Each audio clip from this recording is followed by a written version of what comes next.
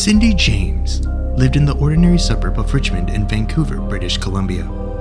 A nurse by trade, Cindy lived an unremarkable life while married to her then psychologist husband, Roy Makepeace. Roy and Cindy separated in 1982, and shortly after, began a series of events that would lead to one of Canada's most mysterious unsolved cases.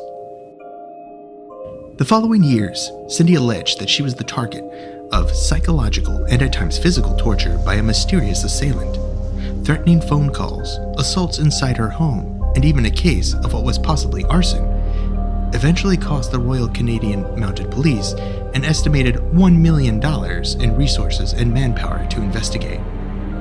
Cindy's ordeal would eventually lead to the gruesome discovery of her body in a ditch with her arms bound behind her, barefoot, miles from her own home.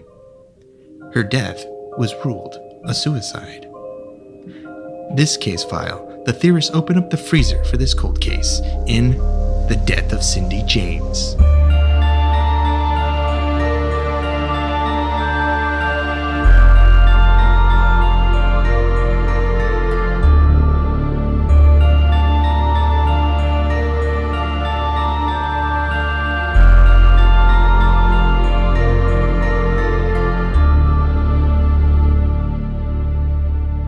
Welcome to Alien Theorists Theorizing Case File 86. Yeah. The mysterious case of Cindy James. Cindy James. James. Very interesting one. It's cool. Happened right in our home province of British Columbia. Right in the backyard. Richmond. Just down. Right in our backyard. Just in Vancouver. A few hours away. Before we get into the nitty-gritty of this case, let's get to some business. First off, oh, Dan, you motherfucker. You were supposed to remind me something, and you didn't. Oh, yeah. I did. I was just going remembered. to. Yeah, right. Now I have to pull it up. Before you said something. Now, I will say this right now. We're not going to do this for everyone. So if you can put in requests. We'll try. But the reason that I'm doing this is because how thoughtful this person was, and they reminded me. So, where is it here? So this is a pre-podcast shout out to Brock. Happy birthday, Brock. Happy birthday. May you live long enough to travel through space, Brock. Your girlfriend, Samantha, she was nice enough to message us and really wanted you to get a birthday shout out. So here it is, Brock. I noticed that she just said boyfriend and not fiance, Brock. What's up with that, Brock? Huh? She's doing all this nice stuff for you, Brock. What are you doing for her? What are you doing for Samantha? That's what I want to know. Anyways, happy birthday, Brock. You're a OG prolapser. Thanks for listening, and you better thank your girlfriend, Samantha, for getting you a shout out. Anyways, let's get on to some space news. Woo! What do we got? Okay, what the fuck's going on in Ireland? UFOs are People flying the amok, UFOs? man. Everywhere. Going pretty nuts. What? Because Everywhere. multiple pilots seeing UFOs above Ireland. Multiple. This was just last week, 6 days ago. Yeah. No military activity in the area, as reported by the air traffic controllers. Yes. No. I think the prevailing theory is that it was a meteor, like on a like a low trajectory, is what it was. Because they said it was traveling at like Mach 4, I think. I think meteors guess. I think meteors traveling way faster than that. Right. So it was traveling at a ridiculous speed when they were looking at it, but it was coming in at a weird. I think they're saying that it came in at like a weird angle. It might have looked something weird, but that's the one theory. If it's not a UFO, I'm just saying. Yeah, it's they always say meteor, but like this thing veered to the north, like it changed direction. One of the pilots said. Ah, okay. And they were just wondering, like it was moving at high speed. They didn't know what it was, so yeah, they messaged air traffic control to see, like, hey, is there any military exercises going on. They're like, no negative. And so it's crazy. Like multiple pilots, multiple jetliners. Mm-hmm. So I don't know. What's going on over the Emerald Isle? Yeah, one guy said was traveling absolutely astronomical, like Mach 2 or something. That's a quote. So how fast is the fastest like fighter jets that like Not even. I mean, they don't sustain like Mach 2. They don't go really. Fucking I mean, they can go Mach 2, does Mach 5, but not so. as like, it's not something you would normally do. right, like max speed, straight line, they could get Mach 2 or 2.5 or something maybe, right? Yeah. But yeah, so I don't know. It's really cool. It's cool that it was on every mainstream news site too. Yeah. Popped up after everywhere. just a little bit. Mach 2 is 2,469 kilometers per second. No, per hour. Pretty quick. Per hour. Yeah. Per second. That'd be And fucking then that's quick. for our American friends. That's 1,534 miles per hour. Woo! That's fast. Damn fast. Cool though. Really cool. That's one of the better UFOs that's come out recently. That's all I got about that. How about this? FCC gives SpaceX green light for 7,518 new satellites. And that does seem like a huge number, but these satellites are going to be very small, some as small as 4 inches. And therefore, Really little baby satellites. little tiny little satellites, and they're for global broadband, but satellite Yes. satellite-based broadband. I guess it's probably going to be faster. Also known as Skynet. Exactly, 4,000 satellites across the whole planet. I think the primary goal for this is to give like broadband connection to like more Everybody. like to everyone and equally for like a cheap price. Yeah. Because And in remote and in more remote areas right. as well. For a cheap price. cheap price. Yeah, right. Just cheap enough to make billions of dollars, but also cheap enough that you'll buy it. When it comes out, it'll be the most expensive No, it thing. would be cheaper. It would be cheaper because more people could pay for it, or you have more people. Oh, I guess so. More yeah. people, and You can- and there's the infrastructure is way less. Like launching these satellites, You is- don't have to do cables. You don't have to worry with all that stuff. You don't have to. Would it- Yeah. Could I leave Bell Canada and get a new SpaceX provider? No, Bell Canada will For my make cell phone? will make sure that it becomes illegal, and we'll keep getting raped by Canadian telecom They'll companies. lobby it for it to be illegal. Space internet illegal. Yeah, You guys want to know the real conspiracy? It's why Canadians pay so goddamn much for cell phones. it's unbelievable. That's the real conspiracy. It's We've got to be some of the, I think, if not the highest, it's like top 3 highest cell phone bills in the world. I would assume that it's because like it's your country's so big. But there's only like 10%. that's Like discrimination, Dan. I'm just saying, like you put the towers out to cover that much area. 90% of our population lives within what? 100 kilometers of the border? yep. They don't So, have they don't have they yeah, don't but have what that about- many towers compared to They other gotta put 'em places. somewhere. They gotta get them all the way across, Well, they so in you can call somebody from there to there. You have to be able to make that call, I would assume. well there's No. there's so much area, well, especially in BC, because cell phone towers, like mountains block the signal, but on the prairies and in the plains, like one cell phone tower like stretches way farther. Right. So I don't know. Still, I mean, Still. America's Outrageous. America's a giant country, and their phone bills are way cheaper. That's true. So I don't know. Conspiracy. We'll figure it out. But right now we're getting screwed. What else we got for space Bell news? Canada, we're coming for you. Yeah. Your case file I don't 87, really- Bell Canada. Yeah, right. They'll up our bill just for mentioning them. I got one more little I piece. don't- I got one more little piece here. What's I don't know what it means, but a dark matter hurricane is crashing into Earth. Sounds We're gonna get absolutely. Oh, no. superpowers. It sounds Only absolutely. Bill Paxton was still here to study it. I guess the stream of debris is from a dwarf galaxy they think was torn apart by the Milky Way's like gravity, destroying some type of dwarf star, and the dark matter is streaming through Earth, but we shouldn't be worried because I guess it's streaming through us all the time. This is just a more concentrated stream, and it's our best way to study it. I don't even know how you study dark matter, but I guess this is a big deal. So you're going to live. I don't think we're going to get superpowers, but never know. If you do get superpowers, please email us. Yes.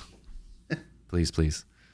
If Zell didn't get superpowers from eating that frozen poop from space, I don't think you're gonna get. Yeah, no one else is getting superpowers. It's impossible. All right. Well, I also, if we want to fire up the X3, Let's do it. see if it'll pump us out a UFO case file. And we're thinking at it right now.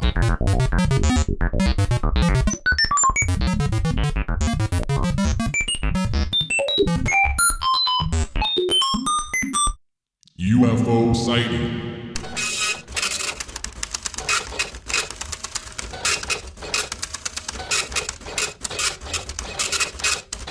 I think Andrew just added you on Skype as the Lebanese mongoose as well. Did he really? Oh, wow. Yeah, he just did. He said I don't know if he wants to try to call in from his phone. I was like, we'll see. This story looks like a UFO sighting. This was posted by unknown poster. or unknown origin.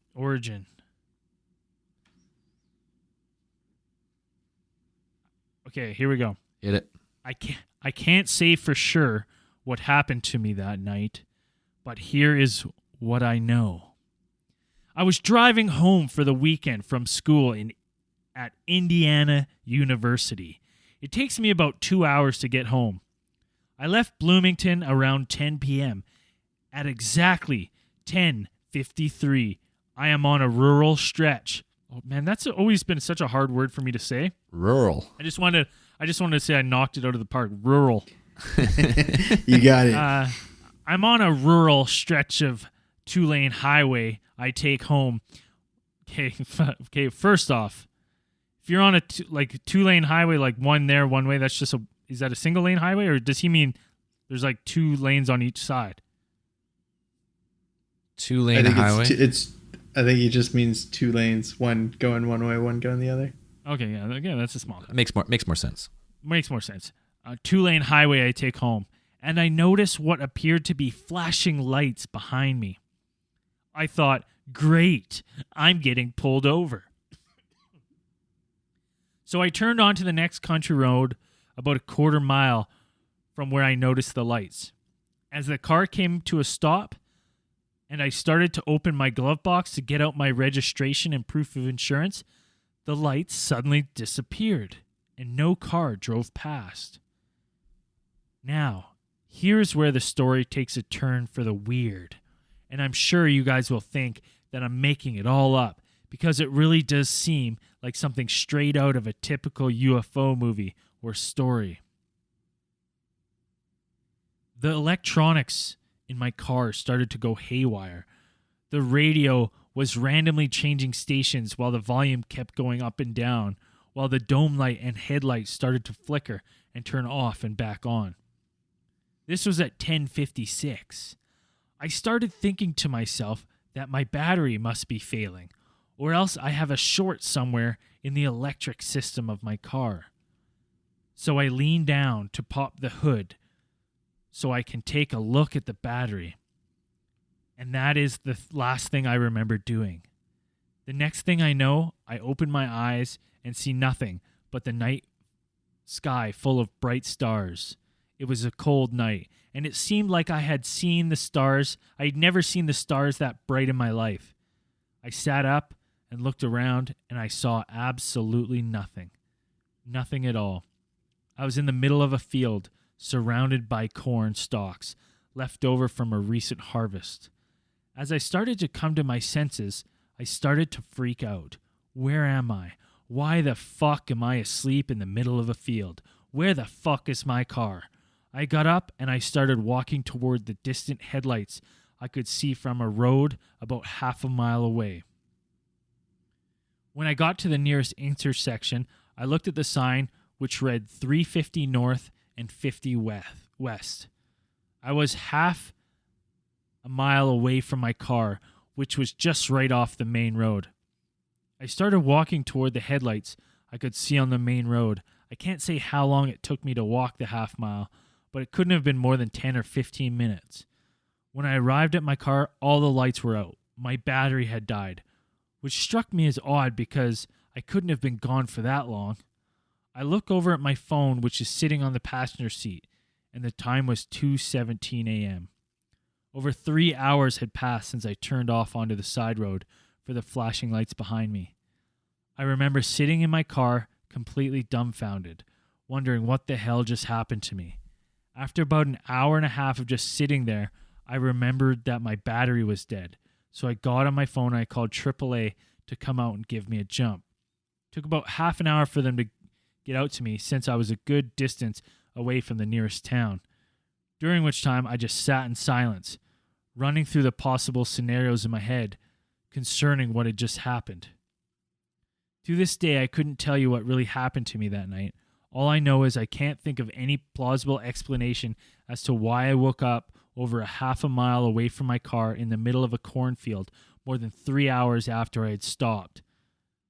I have only shared this story with one other person, my uncle, and I'm sure people would either look at me like I'm crazy or they would call bullshit on the whole story, and I can't blame them. If somebody came to me with a story like this that so closely mirrors the stereotypical encounter story, I probably wouldn't believe them either. He got, it's got all the abducted? classic UFO case. You got the electronics shorting out in your automobile. You got your missing time. All kinds of crazy stuff going on in there. And I always like when you're like, oh, it's the stereotypical like Hollywood thing. I was like, motherfucker, they have to get those ideas from somewhere. That doesn't just pop into someone's head. Like those ideas are based on like I real always life think stories. the UFO, like the electronics shorting out in cars and things like that. It's got to be something like with the propulsion system with a 100% has to be electromagnetic or. That's what I would think. It has something to do with that. That's why why you have effects and things on cars' electronic system or training the battery or things like that. So it's definitely got to be something like that. But yeah, I mean, oh man, to make that, they're so rude to dump you out like a half mile from your car. Yeah, take me home at least. Yeah, you travel like 1 billion miles between stars and you can't just plop me next to my car. You have to drop me half a mile away. They're just fucking with you. A bunch of assholes. That's some bullshit. All right, well, Cool shit though. that was a cool shit. That was a good one. Cool All right, should shit. we get into the task at hand? Let's get to it. Mysterious death of Cindy James. James. Crazy case. Really is. It's very interesting. So, Just gonna start us off? well, I'm just thinking in my head where do I want to start it off? So Cindy James graduated from nursing school in 1966. She later became the administrator for a preschool for children with behavioral and emotional issues. She was married, didn't have any children of her own. And in July 1982, her and her husband separated. These are important dates. Okay. Years later, in June 1989, in a quiet Vancouver, British Columbian suburb of Richmond, someone made a shocking discovery when they found the body of Cindy James laying in the yard of an abandoned house. The then 44-year-old nurse named Cindy James had been drugged, strangled, and her hands and feet tied behind her back. Interesting. Sounds like a brutal murder. Brutal murder. At first read. Now, police, the initial cause of death was labeled an accident or an accidental suicide. Right. She tied herself up. Right, yeah. And Tied her own arms behind her back and made accidental suicide. Like, Well, needless to say, Cindy James' family was not happy with this initial report. okay, can I ask a couple Because- questions before we go farther? Sure, ask me a couple questions. So this girl's murdered, or Yeah. she's dead in an abandoned house. She's And abandoned house. I read she'd actually been missing for about 2 weeks where they found her, right? Correct. She was missing for 2 weeks. Her car was found at a local shopping mall with blood in the car, ID strewn about the car and underneath the car, and she was found over a mile away, barefoot, Did they? drugged, strangled, hands and feet tied behind her back, Okay. drugged. Now drugged, and it was like morphine or something, right? Yes. So it was discovered that it was a morphine overdose. Now, coroner did report that she had a hypodermic needle mark in her arm, Okay. which would be with like being injected. But the toxicology report found that she actually died from ingestible like morphine tabs. Oh, so she had 2 types of this painkiller. Nope, just one. Just the ingestible. There was no trace of Oh, so there was an nothing. injectable morphine. but she- so what? What was the hole then? That's so weird. There's I don't know, it's part of the mystery, man. Okay, so now So did they find So- did they find a needle? Did they find a needle around her? they didn't find a needle around her or in her car. Interesting. Okay. So before getting into that needle mark, I will say her family was very upset that this is labeled a suicide. And the reason is because 6 months after splitting from her husband in 1982, she was harassed physically and mentally for 7 years by an unknown assailant. She would receive hundreds. The RCMP would receive hundreds of reports from Cindy James of incidents of harassment,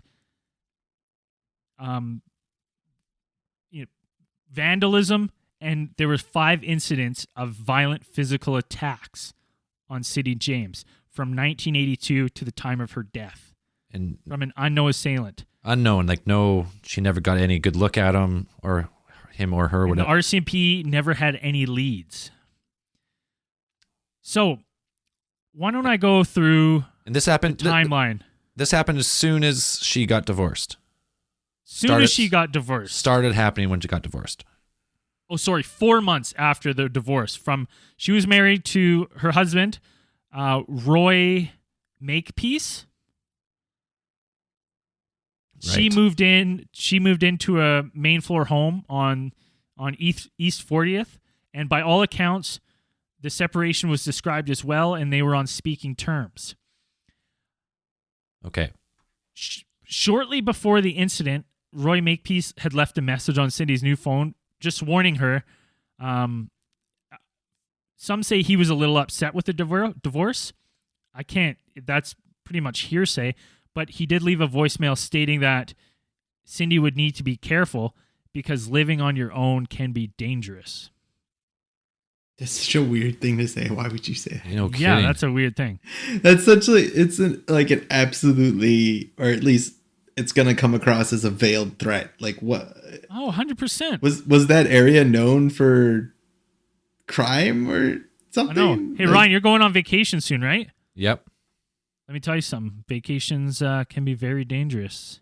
And now Braden's gonna kill Zell. Like that. That's the implication. It depends, like the underlying, like how you said it. Like, hey, Braden, like vacations can be pretty dangerous, man. Like, take care. Yeah. Or it's like, Braden, vacations can be quite dangerous. Well, hey, no, the difference is this. If you and I were going to go on a vacation together and then you're like, hey, I'm actually going on this other vacation, and I went to you and I said, well, I'd be careful because vacations without me can be very dangerous. Yeah. Because that's what happened. This was his ex-wife and he didn't want a divorce and he's now saying, hey, be careful. Living on your own can be very dangerous. It's a little bit manipulative. A little bit. He's a That'd be like he was a psychiatrist. psychiatrist, He right? was- we'll get into more of that later on down the road. More to come. Let's get through let's get through all the incidents of harassment. Sure. So on October 17th, 1982, this is the first stalking event. On October 7th, Cindy got a phone call. The man on the other end graphically described the ways he was going to sexually abuse her. He knew her name. Frightened, she slammed the receiver down. The phone rang again. This time, all she could hear was slow, steady breathing.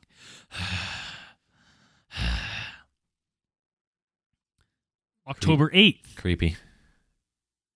The next night, another phone call that said, "You're dead, Cindy." You're dead, Cindy? That's what it You're said? dead, Cindy. That's it. You're dead, Cindy. And then Voicemail. nope, just a phone call. She picked up, Oh, said, "You're dead, Cindy." Hung up the phone. Jesus. October 9th. The next afternoon, another no-talk call frightened Cindy. Cindy closed the drapes. The phone rang again, and a man on the other end said, "Don't think pulling the drapes means I don't know you're in there, Cindy." Super creepy. October 11th. 2 days later, she was disturbed by another, what she refers to as no-talk call. So that's just breathing on the other line.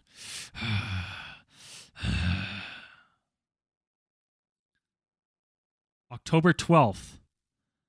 On October 12th, a man called and said in a low whisper, "I'll get you one night, Cindy." Jesus. This is when Cindy finally, I don't know why finally, decides to call the police. So Cindy on October 12th, this is now 4 days of being harassed, gets the police involved. The attending officer, Pat McBride, who will also come into play later, suggested Cindy keep a log of the strange calls, unlist her number, and contact the authorities again if she heard any suspicious noises.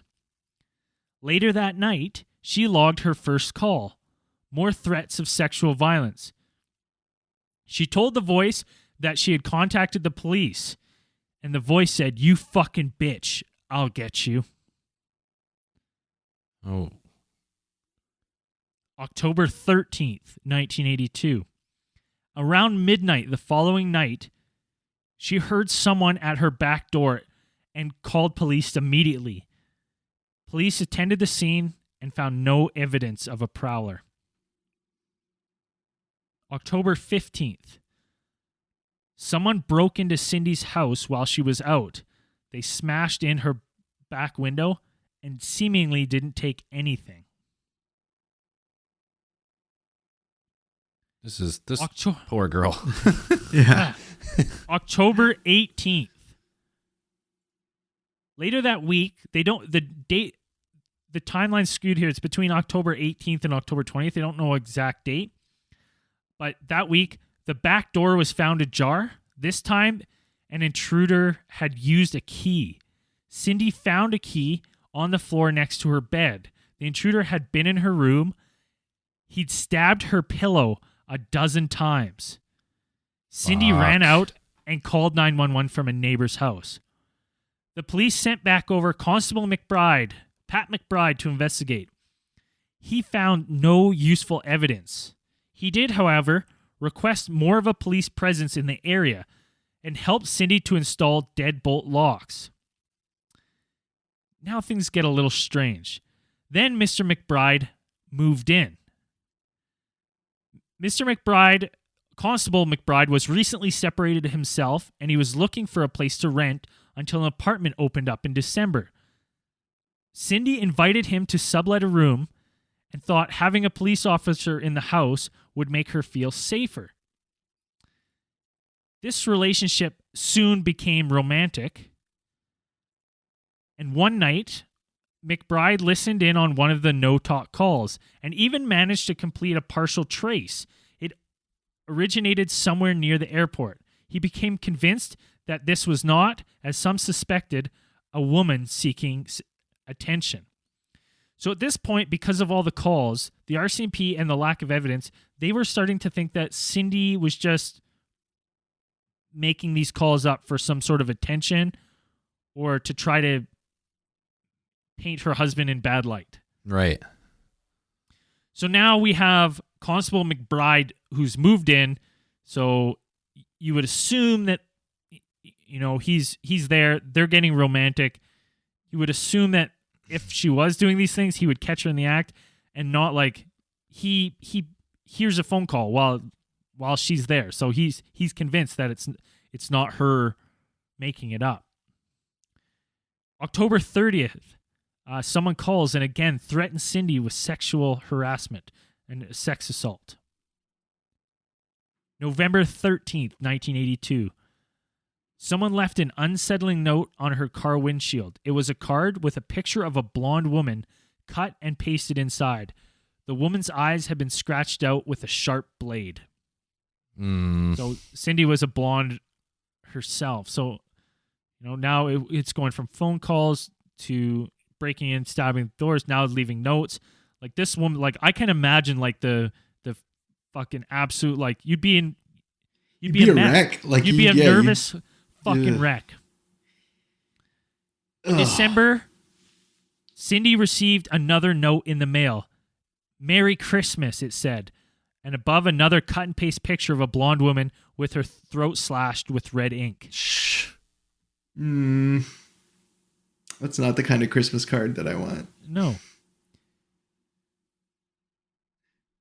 January 27th. So this is now 1983. When the harassment continued into the new year, Cindy decided to move. On January 27th, 1982, as she was packing boxes, she was attacked for the first time. Cindy's good friend and neighbor Agnes Woodcock had agreed to spend the night, as she often would throughout the ordeal. Agnes arrived at Cindy's house around 9:30. No one answered the door. She went around back where she heard moaning. Cindy was slumped in the stairwell leading to the basement apartment. Her arms and legs had been slashed, about 14 cuts in total. And there was a black nylon stocking tied so tightly around her throat that the downstairs tenant had to cut it off with a knife. Cindy later explained that she had taken a load of boxes to the garage only to discover that the light was out. In the dark, someone grabbed her from behind. "Shut up," he said. "Keep quiet or I'll cut your face." She didn't recall much and suspected she might have been drugged. She had felt a pinprick on her right arm and a needle mark was found on her elbow. Still, she was able to describe the fear and pain she felt when he cut her arms, legs, shoulders, and back, then strangled her with the nylon. As he left, he whispered, "It will take a long time to die." Then he shut the door behind him. Jesus. Fucking crazy. It's like, but also I have to wonder at how her friend was thinking, like, yeah, I'm going to spend a night at your house where this crazy dude has been trying to break into your house this whole time. Why would you not spend the night at your house? Well, Like, her name your was own house. Agnes, so I imagine she was like one of those like big butchy girls with a crew cut. You know what I mean? Agnes could throw her weight around. She wasn't. That's real close to Angus, and that's a. But I don't know. I think, you know, if you were like, you know, I mean, if I put myself in her shoes and I was like, you're getting all these fucking nonstop harassing letters and shit. Maybe McBride wasn't there that night and he's like, you know what? Like, I'm a little scared. Like, do you want to just come over and hang out with me? Right? Yeah. I could see 100%. Like, you know what I mean? Like, you're just uncomfortable. Me personally, I would probably go over to Agnes's house. Right. But, Yeah, I would leave my house for sure. so the initial investigator didn't believe her. traumatized, she wasn't eager to relive the incident. She wasn't totally there as far as being coherent, he would later say. His report suggested that it was a suicide attempt. He based this mostly on 3 things: blood found in Cindy's bathroom counter, which didn't fit her story; the parallel nature of the cuts, which suggested to him that there hadn't been a struggle; and a chair placed strangely under a crossbeam, as though she had intended to hang herself. Later, it was discovered that an officer had moved it back there to have a closer look at the beam and failed to put it back. That's fucking shitty detective work. You're like, look at this chair, like, and then another cop's like, oh shit, I moved that. Sorry. He's like, wait till Captain Pond hears about this, you motherfucker. The detective assigned to the case, however, treated it as attempted murder. The most likely culprit, of course, was Roy Makepeace. He's quoted saying, being the estranged husband, he told Roy, you're inevitably on the suspect list. But Makepeace provided an alibi and it checked out. He even agreed to take a polygraph, but the polygraph operator refused. Roy's heart medication might have falsified the test. So Roy was on some sort of medication that the operator knew would fuck up the test. Hoping to convince investigators to take her more seriously, Cindy, the victim, took a polygraph test, and she failed twice. Polygraph for saying that she did it to herself? Just that the attack happened. The polygraph operator suggested the stress she was under might have affected the results, and she was found to be like withholding information. That's like it didn't exactly say what she like.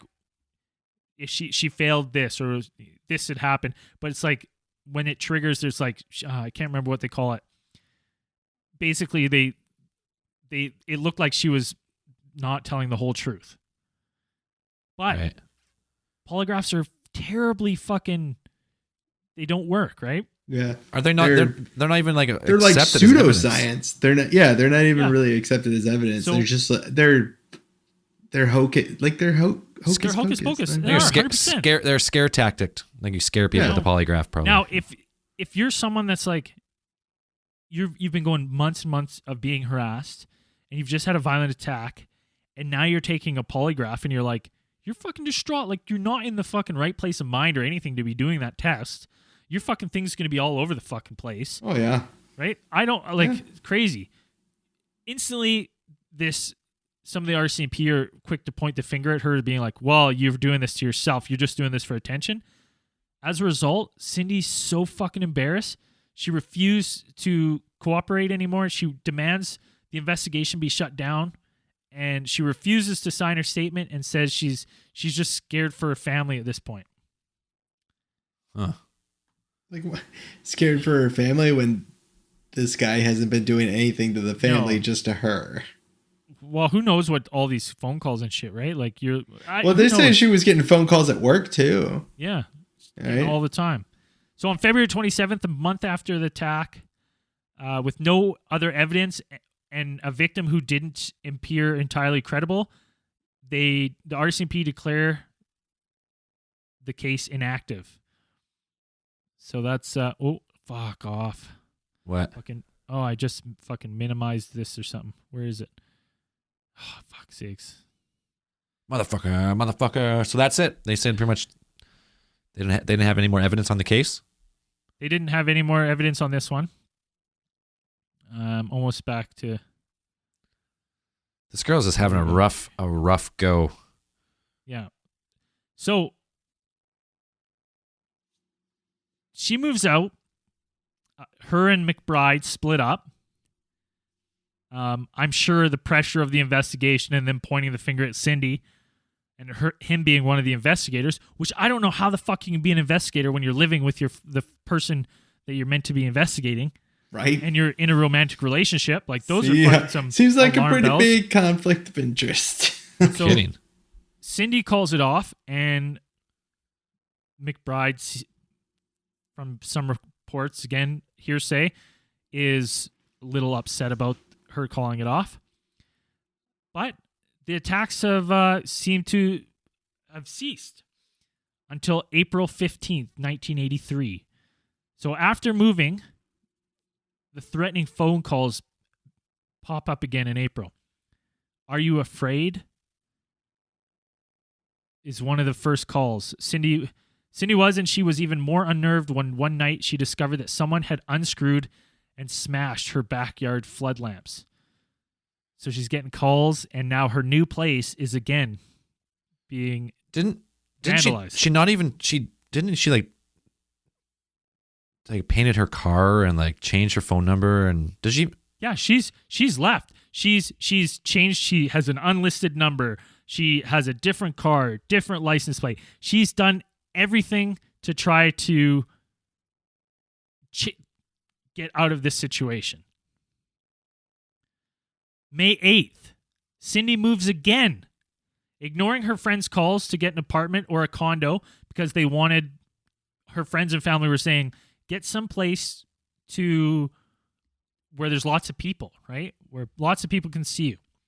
But she wanted a little house because her dog Heidi had some space to run and play, and she wanted a garden.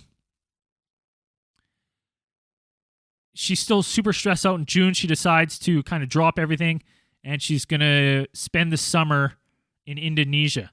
She's going to leave and just kind of relax the summer. So she's gone all of summer, and there's no reported incident. Cindy gets back, and there's a welcome home letter for her. On August 22nd, Cindy received a letter. Her name was spelled on the front of the letter, cut from a magazine. Welcome back. Death, blood, love, hate. It said on the inside, and she tore it up. Oh my God. October 15th, 1983. She found a dead cat with a rope around its neck in the yard of her new home.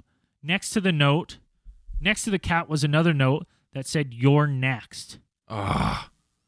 And in the coming weeks, there would be 2 more dead cats found on her yard. But the cops still think that like they're not believing her anymore.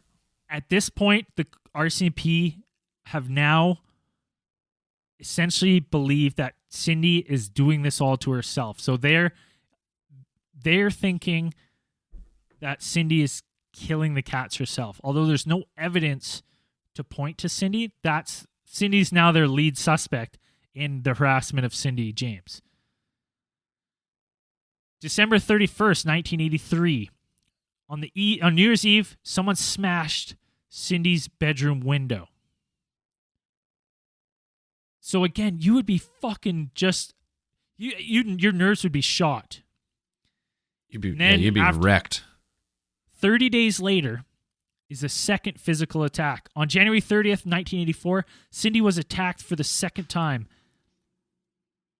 Her friend Caban found her this time. He'd gone to Cindy's to personally investigate strange noises at the house, picked up on the radio. But when he arrived, it was silent. There was no answer at the front door. He went around the side to the back porch. Then, peering through the window, he saw Cindy on the hallway floor. He kicked in the door, found her face down, unconscious, a paring knife jutting out of her hand, attached to a bloody note. In the usual ransom style, "Now you must die, cunt." And there was a black nylon stocking tied tightly around her neck. Fuck. Fucking paring knife jutting out of her hand. With a note attached to it. With a note attached to it. So it's like through her hand, as I'm guessing, and then there's a note stuck through the knife. Right, that's what I'm saying. It's like, here, hold this. Like, If she's doing this to herself, she's very committed. yeah. So the ensuing investigation was a lot like the first. No fingerprints were found, no clues, no leads, apart from Cindy's injuries. There was no evidence anyone else had even been in the house. And again, Cindy frustrated investigators, appearing to withhold information. This time, she suggested strange theories that only increased skepticism. What if it was Roy with voodoo? Eh, So investigators Yeah. not gonna shy anything. They bring her ex-husband Roy Makepeace in, and he's interrogated for 6 hours. They told Roy that Cindy said he'd beat her. They tried appealing to his ego, but nothing. He didn't. He denied and said he had no hand in this diabolical campaign of terror that began after their separation. And again, police, having no evidence, believed and released Roy. Now, a new turn. Ex-constable Pat McBride, former lover of Cindy, is now investigated as well. The harassment had come right as he had come into her life. So he was subject to a polygraph test and he passed. But again, these fucking things don't work. Don't work. But so Pat McBride's now a bit of a suspect. So now, again, they ask Cindy, do you want to take a polygraph? And she agrees. The RCMP officer administering the test asked her straight up if she was her own stalker. Did you stab yourself in the hand? Did you make the note? Did you tie the stocking around your neck? No, no, and no. This time, she was judged to be telling the truth. So now they have nothing. They're not sure. They have, because now she's passing tests, so they have no fucking idea what's going on. June 12th, right around Cindy's birthday, her dog Heidi went missing. She was found cowering in the basement in a pile of her own mess, a cord tied around her neck next to a fresh cut and paste note. Fuck, last days, warning, run, death. Happy birthday, love. Oh my God. So now her friend Caban installs cameras, and the police are giving her special priority. At this point in the investigation, almost $1 million has been spent on Cindy James's investigation. So Cindy is no. Hold on, I have one. Where is that one? Oh fuck! I fucking minimized it again. God damn it! I'm so brutal at this. Brutal. I know. So in April 1986, the Woodcocks, so this is Agnes, they were staying over at Cindy's house, and they were awoken after Cindy discovered the basement of her house was on fire. She ran to call the authorities, and all the phone lines in her home have been cut. Tom Woodcock went to a neighbor to call the fire department, and he saw a man standing just outside. Tom asked the man to call for help, and the man turned and ran away. And in spite of Tom Woodcock seeing this man and this man riding away, police still believed that Cindy may have started the fire, as there were no signs of forced entry, and all the windows, there was undisturbed dust on the windowsills. And in spite of threats... Well, I was going to say that before someone got into their house with a key. Yeah. Yeah, that's what I was thinking. So whoever this is could have easily got this is a new house, but he easily got a new key if he's that good of a stalker. Anyways. So now it's so Cindy is fucking going crazy. When people are like, this guy who ran away is a suspect, but this is 1986. People didn't have cell phones. So someone distraught ran out of the house, and I would stand there and they're like, there's a fire, go call someone. You know what I mean? You just don't have a cell phone. So it would make sense to me that they ran off. Maybe they ran off to try to make that phone call. Maybe. But it's weird that they wouldn't come back. So after this incident, Cindy checked herself into a psychiatric ward where psychotherapists examined the possibility that she was suffering from multiple personality disorder. Attending physicians did not believe this was the case and believed that Cindy was genuinely terrified about what was happening to her. No kidding. Yeah, fucking terrifying. Where's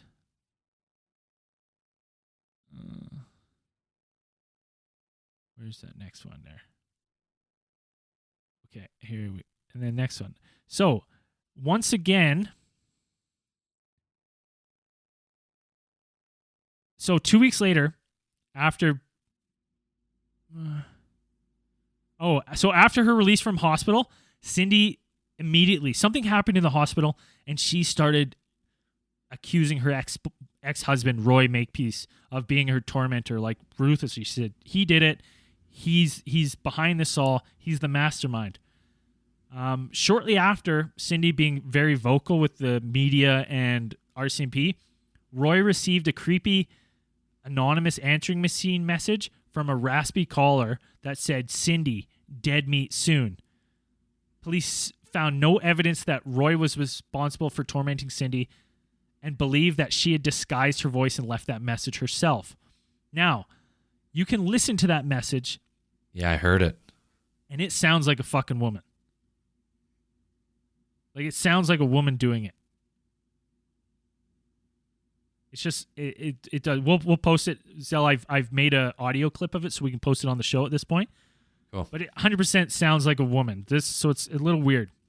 Now, 2 weeks after this, on October 26th, after Roy received that message, Cindy once again was found unconscious in her car, naked, hogtied in the front seat with her feet and her feet tied and her hands behind her back. She had a nylon stocking wrapped around her neck, and she was found because behind the seat she had her keys in her hand, and she was just hitting the panic alarm nonstop, the horn. They're like honk, honk, honk, honk, honk, honk, and Agnes had come and discovered her. So she was, again, like another, and RCMP believed that she did it all herself. She tied her hands. She got behind the car. And I was trying to think if you could, like, with my seat, if I could get my hands over top of my car seat. Because people are like, oh, why would she have the keys in her hand, right? I'm like, well, if someone's fucking with her, right, maybe they want her to be found, right? Mm-hmm. If everyone's thinking that Cindy's doing this to herself, like, you could almost do anything to her now. And if you make it look obvious, like, people are going to point the finger at Cindy. So now, for the rest of 1988, everything's quiet. And the first half of 1989, there's no more incidents of, no more reported incidents of harassments or threats. And on May 25th, 1989, Cindy disappeared from a shopping mall parking lot. And her abandoned vehicle was found with blood in the driver's side door, and items from Cindy's wallet were scattered underneath the car. And then 2 weeks later, Cindy was found a mile away, wearing no shoes, bound, drugged, and strangled. Tied up. With a nylon. Black nylon. Tied up, hands behind her back. And now we've come full circle. Yeah. So, RCMP again label this as a suicide and say RCMP's argument is that she was doing this for attention. She was constantly placing herself where she would be quickly found. And this time she took the drugs and she expected to be found, and she took too many drugs and put herself in a position where she wasn't discovered right away as she had in the past, and unfortunately died of an overdose. Yeah. No needle was found. So no needles found. She does have an injection mark in her arm. And an RCMP expert said at a coroner's inquest that if she had injected morphine into her bloodstream, she would have been rendered unconscious immediately. So they figured that their argument is she went to a shopping mall, cut herself to have blood in the car, threw her IDs around, then walked barefoot, either was tied then or tied herself when she got a mile away. She had stabbed herself with a needle beforehand, before all of this, and then swallowed the morphine pills and then laid down and waited to pass out. Hmm. Now, Seems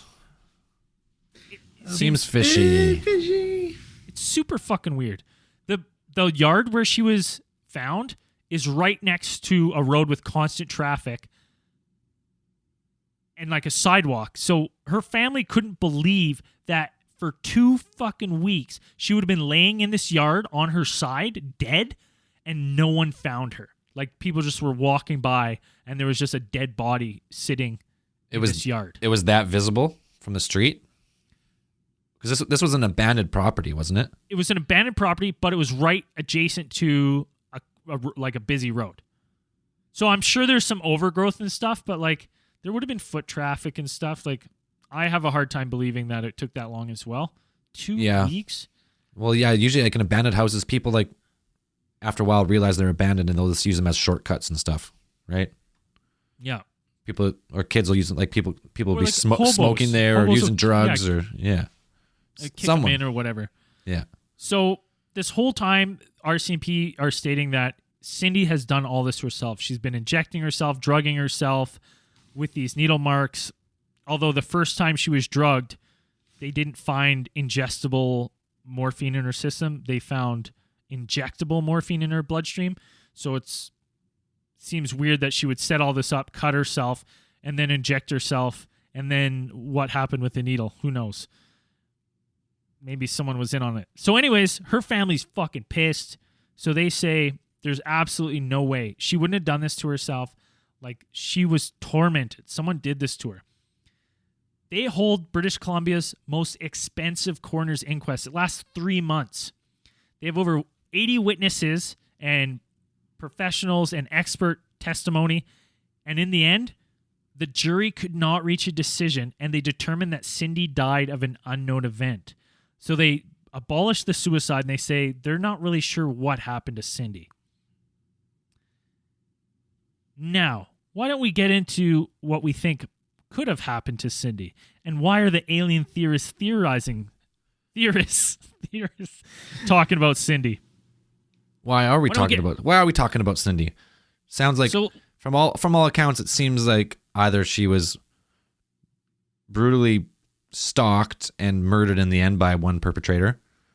She had some type of weird split personality where she was doing this to herself, and she was so convinced that it wasn't her that the cops has made it seem like she was crazy. Or is it aliens? Is that the last one? well, let's get into some of the suspects first. So first is Pat McBride, the ex-RCMP officer. So Pat McBride is one of the initial investigators and instantly starts a romantic relationship and moving in with her. Like, to me, that seems very super weird. shady. So Pat McBride, now this doesn't really tie into this, but Pat McBride also is no longer an RCMP member. And the reason he's no longer an RCMP member is because he was charged with a shitload of sexual assault soon after Cindy James died. That go into the past. So one theory is that he was her stalker, and he did this to like kind of manipulate her into being in a relationship with him. It was very easy for him to kind of slide into the boyfriend role. And that's why the threats and stuff kind of subsided while he was living with her. And then he seems to go on to substantiate her claims, saying like, oh yeah, this isn't real. She's not crazy, because he couldn't give himself up. That's one theory. And then when she breaks up with him, he's rattled and elevates it to murder. But there's really no evidence tying him to all this. There's just theories.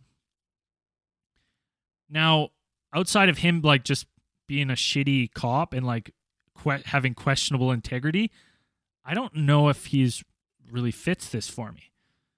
Right. So why don't we look at her husband? And this is the one I really like. Dr. Roy Makepeace.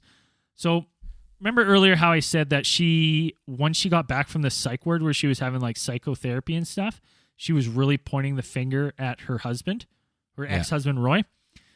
At that point, she also recalls an incident. Let me pull up the date. She also, during that time, she remembers an incident, July 2nd, 1981, before that she seemingly forgot. Cindy recalled a boating trip that she and Roy had taken in the summer of 1981, a year before their separation. They were going to meet some friends on an island. Roy had gone to look at a property, and Cindy went for a walk at the top of the hill. She said she found a log cabin, and she entered to find Roy and his friends standing over dead bodies. They were cut up with what seemed to be an axe. And he yelled at her, what the hell are you doing here? And Cindy became too frightened to continue the session.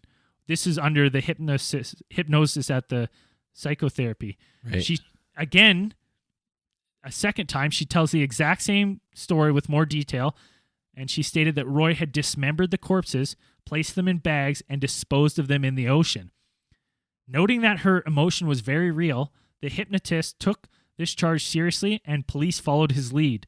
They launched an investigation that, as usual, turned up nothing. Makepeace, he says that never happened.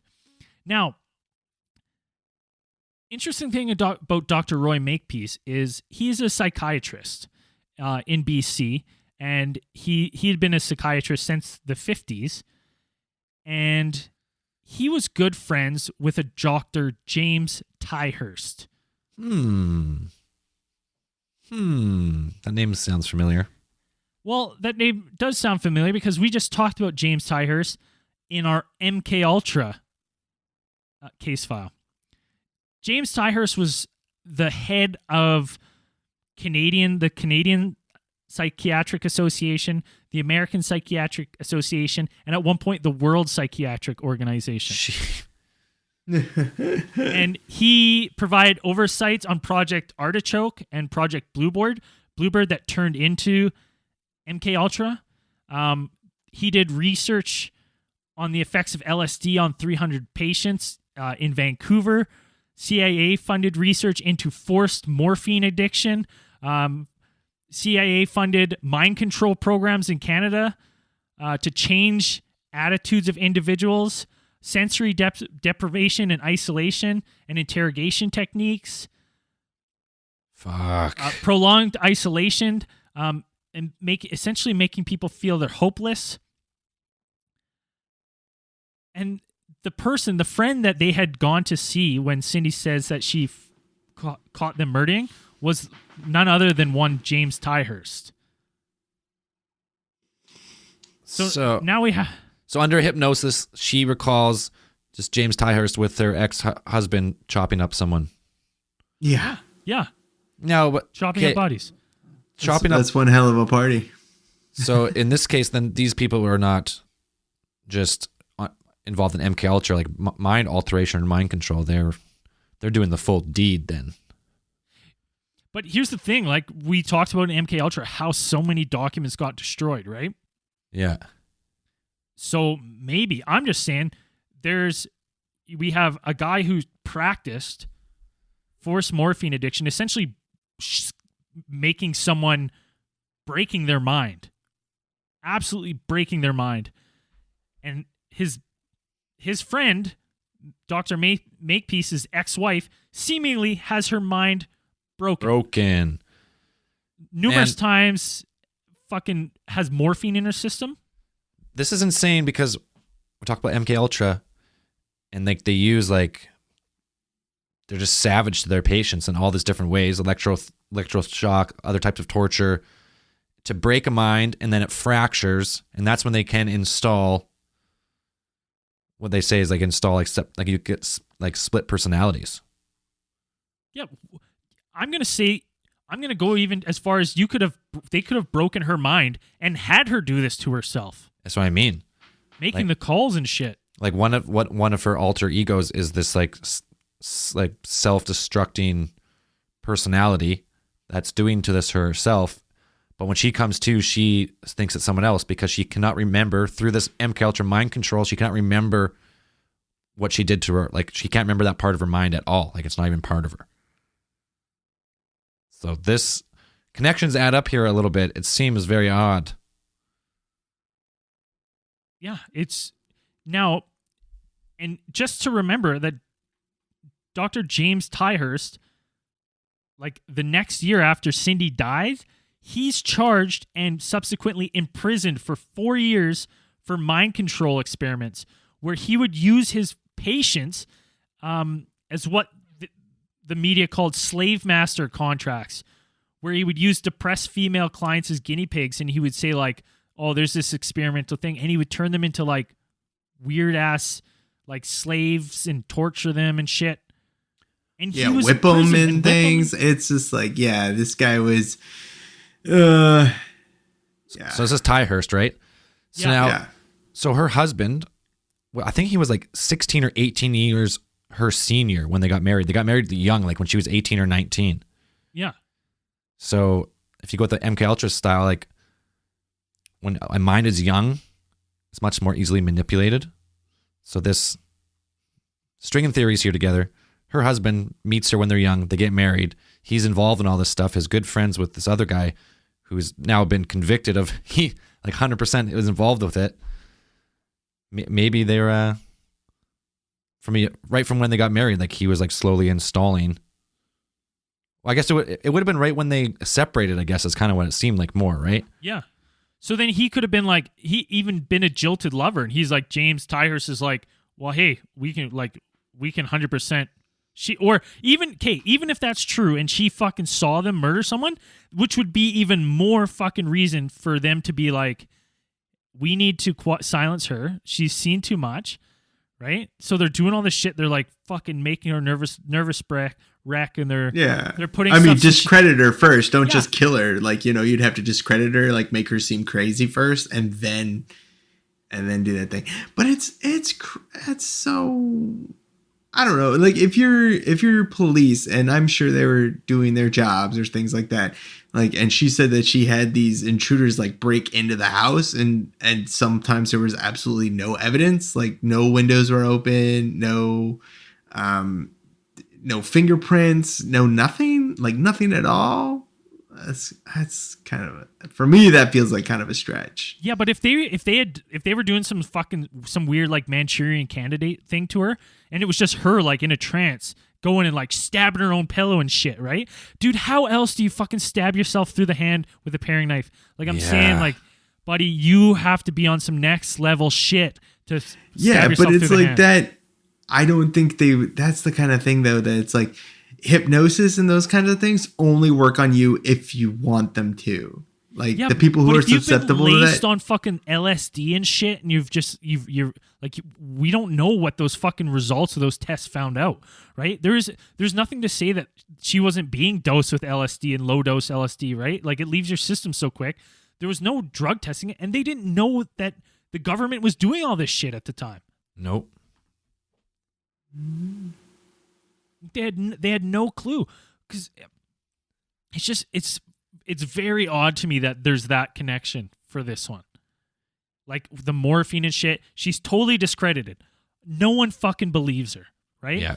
She then she checks herself into the fucking cuckoo bin.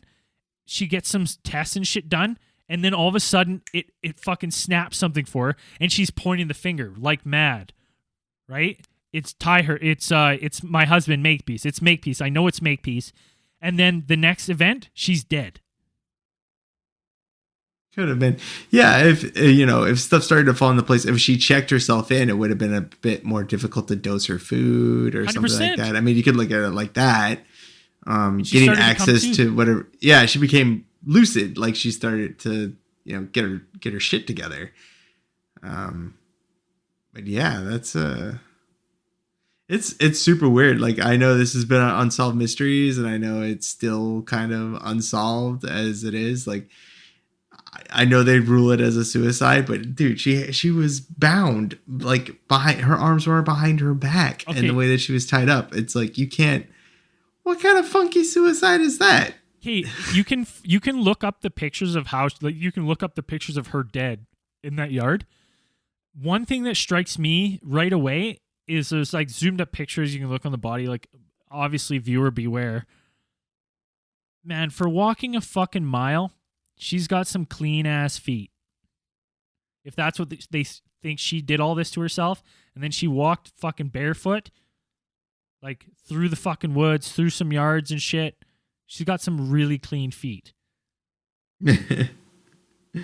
I'm just saying, you're walking on the pavement in the parking lot and shit barefoot, like, your feet are getting dirty. Yep, that's true. In a hurry, and she's got clean feet. And I'm not saying, like, you can only see, so maybe her feet are dirty more on the bottom of the soles and stuff. That's just my initial look. Right. And then she's bound from behind. And they did have a knot expert show that could be done. Like, you could, with the right knowledge of knots and stuff, get that, tie your feet, bound them, and then step through. And then, but it's not an easy feat, but it can be done. So that points to the suicide a little bit. But but why would you do that and then, like, overdose on, it's like, is that the way? If you're going to overdose on morphine pills, then what? I mean, that's not even what killed her, right? It wasn't the morphine pills aren't what killed her. Didn't she have, like, blunt trauma and lacerations and stuff? Yeah, she had I forgot about that. She had some blunt trauma, some lacerations, and again, she was strangled by the fucking black nylon. So they don't know if she died from overdose or she suffocated. They're not sure at that point. That's why they call it accidental suicide. Because they're not sure if she ingested too much or she died. Yeah.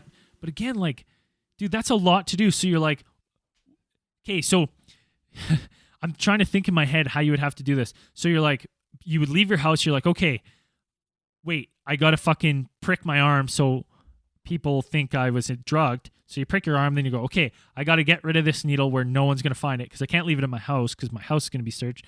So you dispose of that. You drive to the shopping mall. You go, okay, shit, there's people around, so I got to look insuspicious as I'm fucking barefoot with my ropes in my hand. And I'm scattering my ID under my fucking car. Oh, I got to cut myself a little bit and mess myself up a little bit so the blood gets in the car. Then I'm going to walk barefoot a mile, find this abandoned house. Then you're going to, okay, how do you do this first? Do I tie the black nylon around my throat? No, you'd have to take the morphine first, I guess. So you'd have to then pop the morphine tabs, cinch your throat with the black nylon, and as you're, like, wheezing, struggle to hog tie yourself. I guess. That makes sense. Yeah, it's no matter what way you spin it, it just does not seem to add up. It looks like the perfect murder to me, man. Like, the pinprick on the arm, you're like, because then instantly they're like, oh, it looks like she was drugged and murdered. And then when they find ingestible morphine, right away you're like, the whole time they were like, this bitch is doing it to herself. And as soon as you see that, investigators would be like, this bitch did it to herself. Like, right away. Without a second look, you'd be like, yep, she did it to herself. And I'd even go so far as to say, if she knew more than she let on about these experiments, or she was a nurse, so maybe she even could have potentially helped out in some of these. There's no evidence that she did. I'm just purely speculating here. If she knew more than she did and she was now being an issue, and you have Makepeace being like, hey, Tyhurst, like, my ex-wife's kind of crazy and she's doing all this shit. She knows a lot. CIA have put down other people. I'm pretty sure people have jumped out of windows. Right?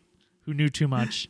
So I'm just saying, there's loose connections there, but they're very interesting loose connections. Yeah, to say the least. It's there's a reason this case got so much international publicity. Like it was all over all like the major crime shows and everything. Yeah, it's definitely an unsolved mystery. There's a lot of stuff that you could get into and still explore in it, but now that it's kind of, it's far enough away that a lot of the evidence and stuff isn't going to be, it's a time sensitive thing. You're not going to be able to find out what actually happened. So what do you think, Dan? What's your theory? What do you think? What do you lean towards? I'm leaning towards creepy stalker. I think there's creepy stalker or something, but I don't know if it was like, I'm not sure the motivations, because there was that one thing where they said that when they came out, what was it Agnes? When they came out of the house when it was on fire and they saw the one guy standing outside the house. Yeah. And then they went up to tell him hey, can you call the police? Can you call the house is he ran away. And you're like, but again, I said maybe he ran away because it's 1986. You don't have cell phones. So if you're my house is on fire, call help. Yeah. While you're okay, well, you wouldn't just stand there and be all right, you would run away to a phone. Right. But he was already standing out there. Were you just standing out there watching the house burn? Yeah, that's another weird one. At 2 a.m. Wasn't it 2 a.m. or something? It wasn't a normal time of day. So it was a time that people would normally be outside.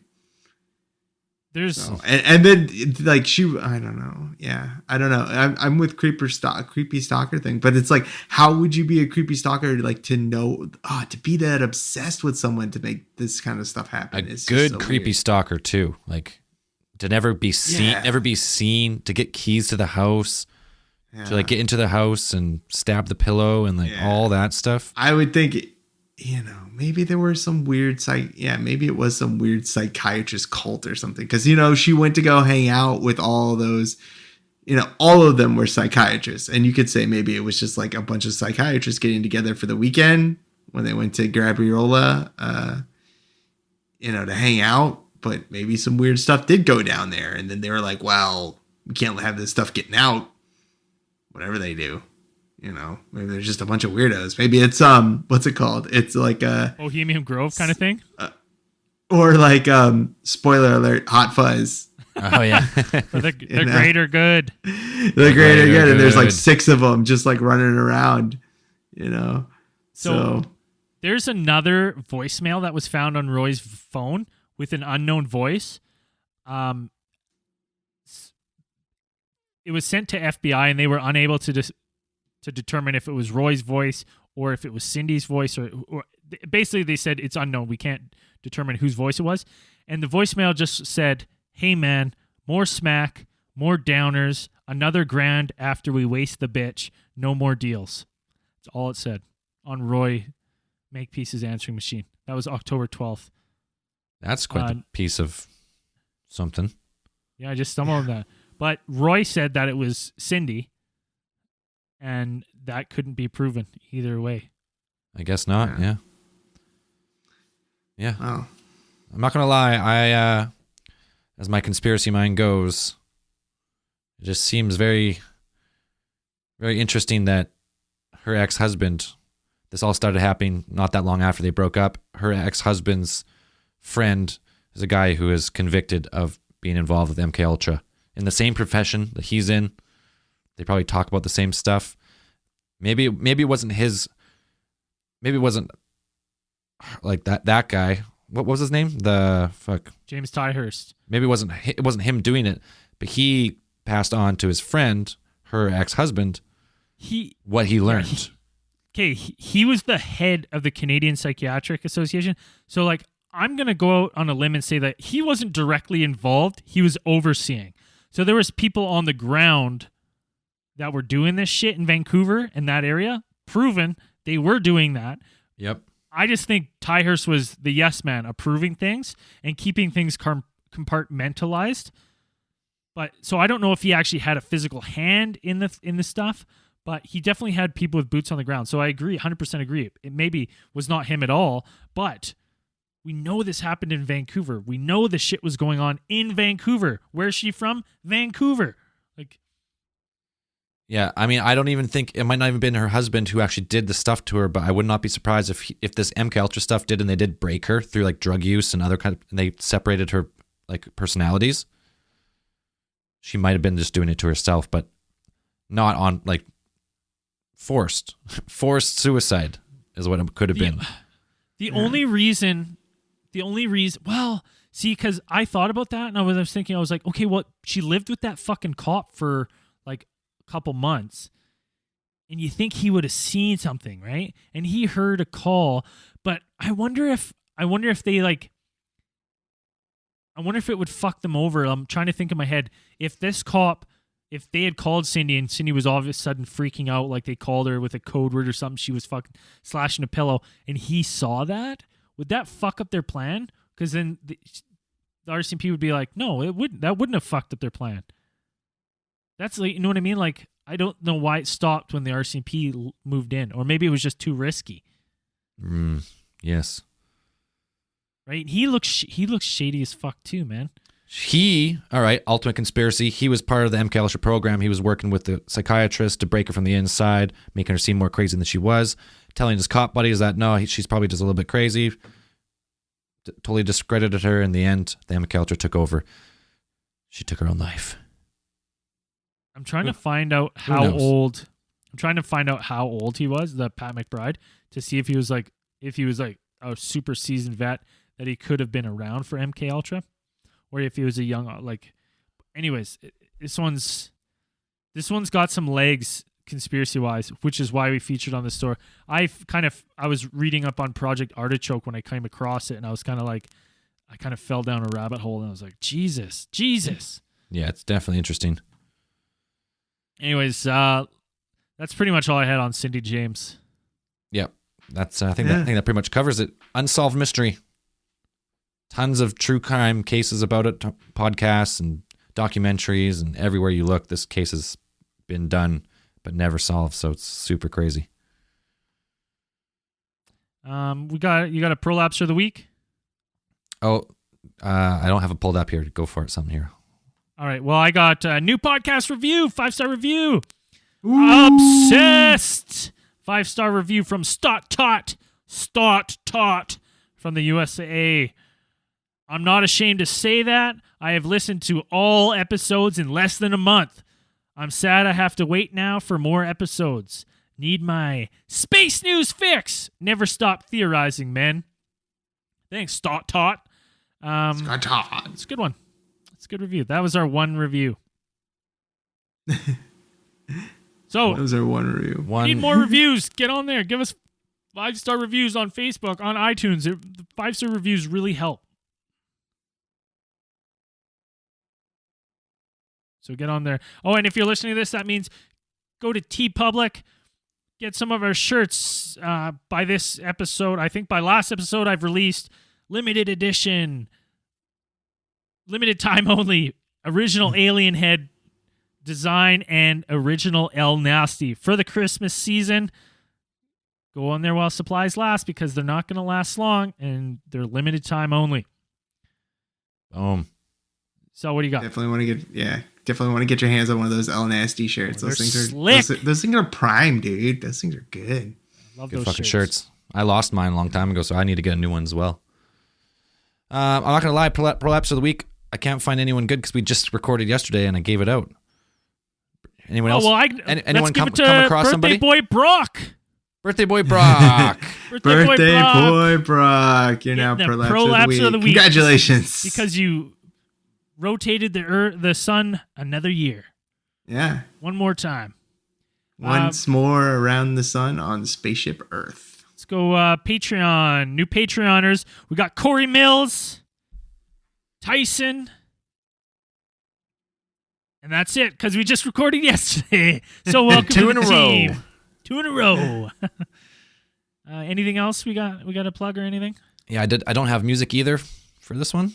Woohoo! So if you're listening to this and you're in a band, or you want us to feature one of your friends' bands or somebody, tell them to get in touch with us, or you get in touch with us, and we will feature some songs at the end of the podcast. Yeah. Preferably rock or equivalent, but we'll take all submissions. We'll give them a listen. Good music, any good music. Nice. Mumble rap might not make it through, but you can send it. You can send it in if you want. Mumble rap. Mumble rap's a real thing, man. It's very popular. I know it is a real thing. I don't know why, but it's a fad genre What right the now. fuck is mumble rap? That's not words. But like, You Really? just that's a top 20 right there. That's a chart buster. chart buster right there. Mumble rap. Squiggly Z. Mumble rapper. Squizzinaire. Squiggly Z. Don't you remember? Don't you remember way back in the day when we had that fucking joke band? Joke van. Human voice? The Human Voice. Oh yeah. You were I was Squiggly Z. Brain's like, that's not a joke. I was Sleazy B. Yeah, Sleazy B, Squiggly Z. I bet Oh, you. I shit. wonder if I think you can stuff. still find. Let me tell you something. I have all those songs on my old computer. The Human Voice was on MySpace or something, wasn't it? Like Yeah, it was I that think so. long ago. Yeah. School Uh, is back in session today. So we used to get wasted, drunk as hell, and we used to all sit around a computer, and someone would make a beat on like some beat making program, and then we would record Some nonsense. a one night song. It would take 2 hours. We'd all split up. You'd write your lyrics. You'd come back. We'd write a hook, and then just they were always terrible because we're blackout drunk. They didn't make any sense. No sense at all. I think one time Zell was like in the middle of a line. He was like, "Sucking my dick, sucking your dick, sucking his dick." Didn't make any sense. It was hilarious. You gotta send me those songs. Let's put one of them at the end of the podcast. It's hilarious. Okay, yeah. So to this week's song, brought to you by the Human Voice. Classic R&B love making group out of Yeah. 2007. All right. As we always like to say at the end of these things, keep those eyes on the skies. Psych. Sorry, guys. We couldn't find the recording. We'll have to get to it on the next one. Peace.